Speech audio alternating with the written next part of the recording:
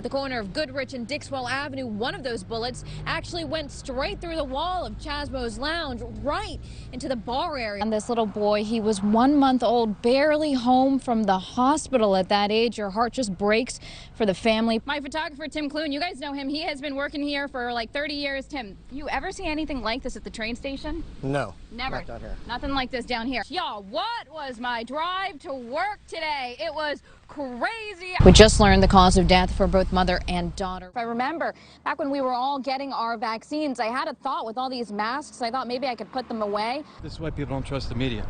Did you pin the officer with the riot shield like the prosecutors are alleging? Lieutenant Rankins, I know you're watching tonight.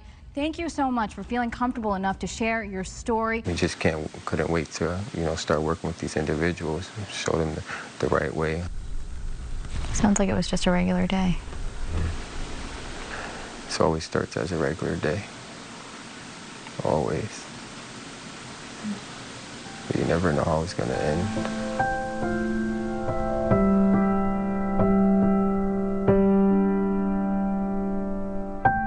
It all started around noon today when neighbors Ann and Darren described hearing round after round of gunfire. I'm going to step out of the shot here right now. We're going to show you the scene. We're going to keep the shot very, very wide. We do not want to give away police tactical positions here.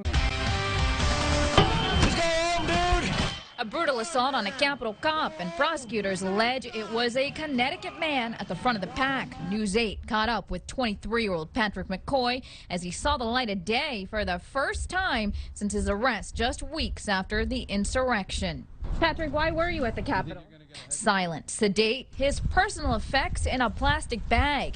Thursday, McCoy, a different man than the one FBI agents say, pinned Officer Daniel Hodges down with a riot shield until Hodges screamed, the mob crushing in. This is why people don't trust the media. McCoy's lawyer furious at us for catching his client on camera. McCoy bonding out after his grandma put up her house in New Canaan as collateral. Meantime, Officer Hodges... It was an honor and a privilege to be able to be there and shut down those people that day. recovered, later speaking out about his ordeal. It's something I'm going to be thinking about for the rest of my life. No doubt McCoy will be too. Did you pin the officer with the riot shield like the prosecutors are alleging? His charge sheet listing assault on an officer and with a deadly weapon, along with 4 other co-defendants. Now headed back home to Ridgefield on house arrest, collared with a GPS. If convicted, McCoy faces half a decade in federal lockup. In Bridgeport, Sabina, Koreacoast, News 8. Protest was calm, it was peaceful, and once they got here to police headquarters, the chief sat down with the young people. He talked, he listened, he engaged, and he promised to push for change. Black Lives Matter! Black Lives Matter! The march started with a couple dozen protesters on the New Haven Green, their ranks growing as they marched through downtown. Reaching police headquarters, ralliers met by top police brass who took a knee in solidarity. And I'm so tired.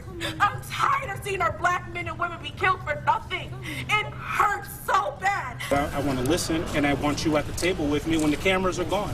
Chief Antonio Reyes sitting with about 60 or so protesters discussing shared outrage over the death of George Floyd, problems with policing, and his own experiences with racism, even in uniform. He fielded angry questions about his department's use of force over the weekend, pushing back protesters from entering the police department with pepper spray. Protesters were pepper sprayed right here. An officer got hit with a battery. An officer got hit with a bottle as a black guy. After the pepper spray? No, before the pepper spray. But the conversation was constructive. At the end, organizers even calling it awesome. They felt heard and hopeful. I've been angry, I've been sad, and being that there's such an outlet to make a difference, I knew that we needed to make a change. I know that police ultimately want to help. Sometimes there's just this gray area, and I want to be one of the people to help. And both sides say they want to keep going and continue this dialogue. Reyes says he plans to release video footage that he says justifies his officers' use of force from last weekend. For now, we're live outside police headquarters in New Haven. Sabina, Koreacoast, News 8. Darren and Ann, back to you. Darren and Ann, because this explosion happened at a building separate from the main medical center, no patients were ever in harm's way. Of course, this is happening 2 days after Veterans Day, and we're learning a U.S. Navy veteran among those who lost his life. We've got a report from VA personnel. They got a steam line electrical in the basement. There are 3 people trapped. Horror at the West Haven VA Medical Center Friday morning. An explosion in an outer facilities building of the campus, killing 2 people, leaving 3 others hurt. One of the dead a VA worker, the other a contractor. Veterans do more than serve in uniform. They come back and they serve in our communities. The workers were fixing a leaky steam pipe, something routine. Officials would not confirm scene reports that the workers who were killed had become trapped when the explosion happened. The FBI is investigating, but say nothing criminal occurred. Senator Richard Blumenthal believes aging infrastructure played a part. This tragedy is only the latest indication that this building is past its sell-by date. He pledged a thorough investigation, saying the Senate Veterans Affairs Committee will be watching. And while officials are not releasing names of the victims, poignant details emerging about the VA worker who lost his life, himself a U.S. Navy veteran. As a veteran, he wanted to take care of fellow veterans. He wanted to give back to those men and women who fought so hard. And those 3 workers who were hurt, they're all expected to be okay. Meanwhile, Mulvaney Mechanical, the contractor out of Danbury who lost one of its workers here today, tell me they are saddened, and they're working with investigators to figure out exactly what went wrong. This skin turns people off. I don't know why. Out of all the skins in the world, when it comes to black skin, people are turned off. And they'll do things to black skin that they wouldn't do to any other skin. Why is that? Why is it so easy to pull the trigger on the black man? His skin has been the justification for white men to beat Winfred Rembert, attempt to lynch him, force Rembert to work in cotton fields. The 74-year-old now carves his scars onto another skin, leather etchings that depict the heritage of an entire country. But his depictions of police beatings and the nightmares that stalk young black men are not history. I can't see a better future when I look at George Ford. You know? I look at George Ford, I can't see a better future for my son. His skin, Rembert says, is chasing me to my grave, chasing my son right behind me. On the eve of a Juneteenth, many hope will mark the dawn of a new freedom, a true freedom from systematic racism, violence, and economic oppression. Rembert won't play to platitudes. I have no hope. To me right now, Juneteenth is just the word. But Rembert's son John, heir to his skin, in a world that has given him plenty of his own scars, is ready to take his father's hand and his burden. To survive captivity in Africa, Middle Passage, slavery, wars, civil rights, gang violence, and then to still be here. There's hope. There's hope. If we're going to be eradicated, it happened a long time ago. We're not going anywhere. We refuse to go anywhere. We want our place in this world as black Americans. A world where he doesn't have to worry about whether the way he talks, walks, dresses, laughs, or shows anger will mean the loss of his life or livelihood. A world where scars can heal. Let's hope that I'm wrong and people will celebrate Juneteenth for what it's worth and for what it's meaning. In New Haven, Sabina, Korea Coast, News 8. An unconventional year, an unconventional holiday. Families here at Valerie Manor Nursing Home finding ways to be together despite the pandemic. Hi, Granny. My mother is Mary Byer, soon to be 95. 30 years, all holidays have been spent in our family's home, and this will be the first one that she's not there, but it doesn't matter where it is, you know, that we'll be up here. You know, we'll be outside the window celebrating with Grandma, and it will be okay. Have to make the best of it. Yeah. We can dress the way we want from the waist down because Grandma can't see us. So I love the window visits. All right, maybe I shouldn't have said that. Hi, Dad. It's his granddaughter and daughter. My mom passed away the day before Mother's Day from COVID. It's sad to not be able to be together on the holidays. Yeah. So we do our best. How old is he? 91. If we couldn't see him, that would be nothing. So we're grateful for that. Thankful for what you have. No matter how big or how little. It's important. Yep. Don't need big gatherings. No. Just show your family that you care and taking care of them and you're not getting anybody sick, so it's good.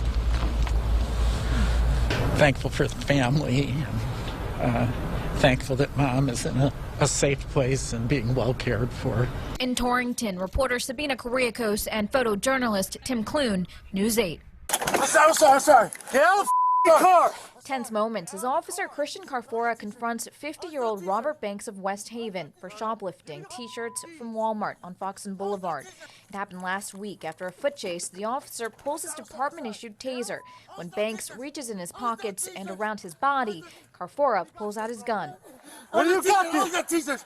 The use of the taser and the weapon in this situation was within training guidelines. Acting Chief Renee Dominguez says the officer's actions went through 3 layers of internal review. That the threat had increased because Mr. Banks was reaching in his pants, in his shirt, and not answering questions, not following commands. Local civil rights leaders say it follows a national pattern of police threatening to use deadly force against black men accused of petty crimes. Shoplifting.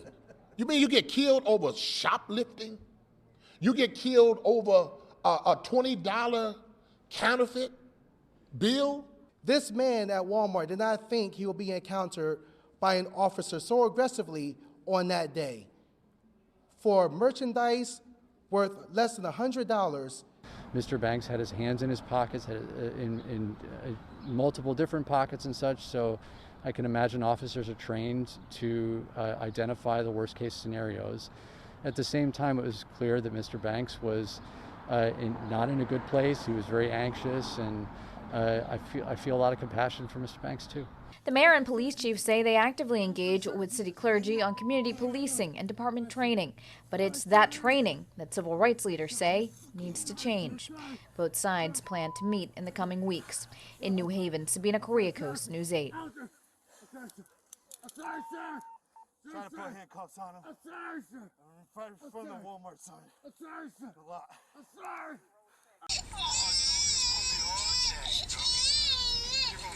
Cries of pain and terror from an 8-month-old baby found dumped in the trash on Dixwell Avenue Monday afternoon. Both of her hands burned. Maintenance worker Rick Chardone soothed her. He showed us this video, which News 8 has decided not to air in its entirety. Everything gonna be okay, okay? Both her little hands, they were just like they were puffy and just pink and, you know, gooey. It was horrible to see that on a baby. Baby wasn't crying or anything until I slammed the top of the dumpster. Harry Dennis found the baby when he threw out a box of cornflakes. He wrapped her in a pink blanket, a blanket he couldn't stand to look at today. I threw the blanket away a little while ago because every time I look at the blanket, I'd see the baby's face. So. In court today, 24-year-old babysitter Indiana Velez sobbing and dragged off by court marshals as she was charged with stabbing the baby's mother with a butcher knife before taking off and later dumping the infant. According to documents, Velez claims the baby's mother is the one who burned her. Velez had been caring for the child since Friday. Police have not charged anybody with that crime. Outside court, the baby's family declined to speak to reporters. The people who found her say they just want her to get better. Okay, and I'm shaking her and I'm rocking her and I'm holding her, and I can actually feel her body settle from the shivering and the nervousness, and she's just looking up at me. I'm like, yeah, she's gonna be all right. Still thinking about the baby. You know, as long as the baby's fine, you know, I guess getting better. That's all that matters to me.